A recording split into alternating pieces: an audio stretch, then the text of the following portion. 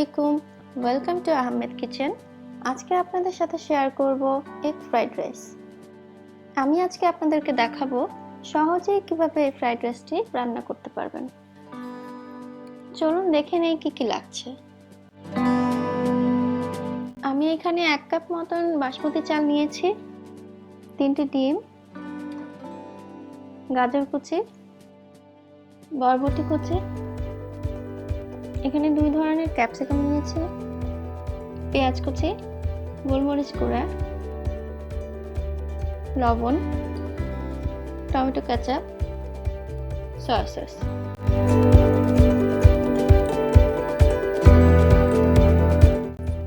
আমি এখন চুলায় পানি বসিয়ে দিয়ে সামান্য তেল দিয়ে দিব। তেল দেওয়ার কারণে ভাত ঝরঝরা থাকবে এবং একটির সাথে একটি লেগে যাবে না।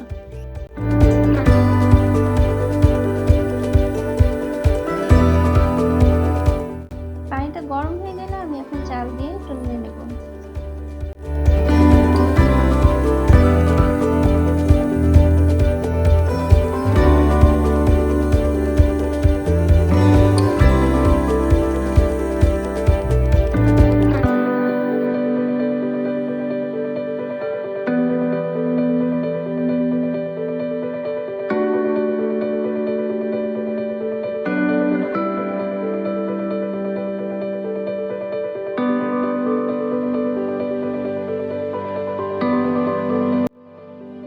আমার রাইস রান্না করা হয়ে গেছে।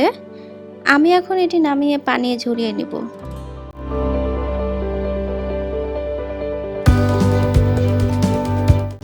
এখন আমি চুলায় প্যান বসিয়ে দিয়ে সামান্য তেল দিয়ে দিচ্ছি। আর আমি কিন্তু পুরো রান্নাটাই মিডিয়াম আঁচে করছি।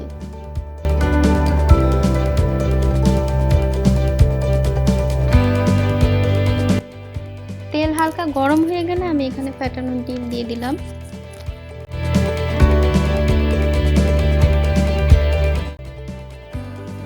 এখন সামান্য পরিমাণ লবণ এবং গোলমরিচ গুঁড়া দিয়ে আমি ডিমটাকে ঝুরি করে নিব।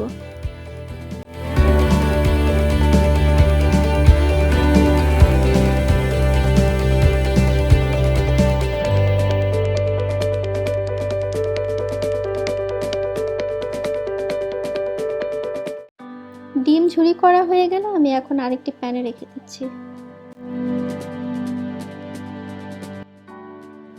এখন এই একই প্যানে আমি অল্প একটু তেল নিয়ে নিচ্ছি। এখন এখানে সব সবজিগুলো আমি দিয়ে দিব।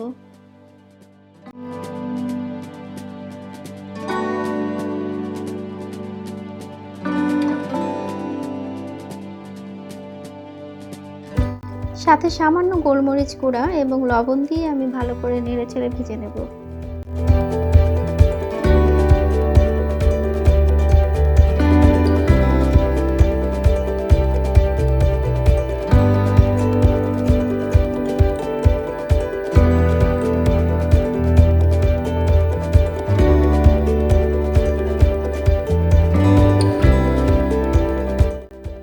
এখন আমি পেঁয়াজ কুচি দিয়ে ভালো করে নেড়ে ঢাকনা দিয়ে কিছুক্ষণের জন্য ঢেকে রাখবো।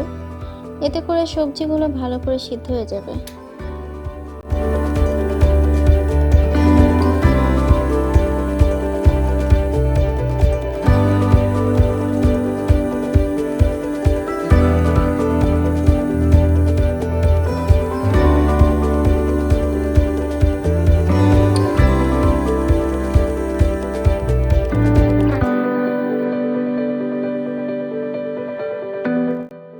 আমার সবজিগুলো সিদ্ধ হয়ে গেছে। এখন আমি আরেকটু নেড়েচেড়ে ডিম যেই পাত্রে রেখেছি সেখানে আমি সবজিগুলো রেখে দেব।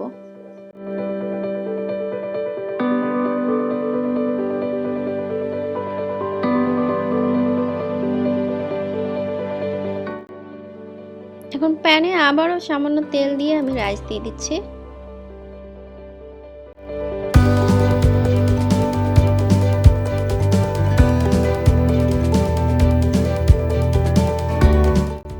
প্রথমে আমি হাফ রাইসটা রান্না করে নেব। এই জন্য আমি 1 চা চামচের মতো সয়া সস নিয়ে নিয়েছি, পরিমাণ মতো লবণ, গোলমরিচ গুঁড়া এবং 2 চা চামচের মতো টমেটো কেচাপ দিয়ে আমি ভালো করে মিশিয়ে নেব।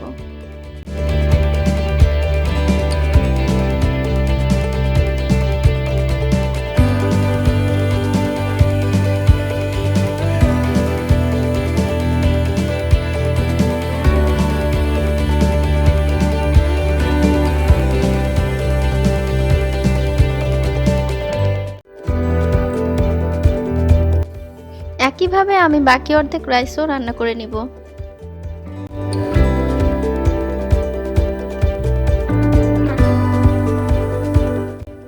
এখন আমি সবকিছু একসাথে ভালো করে মিশিয়ে নিব।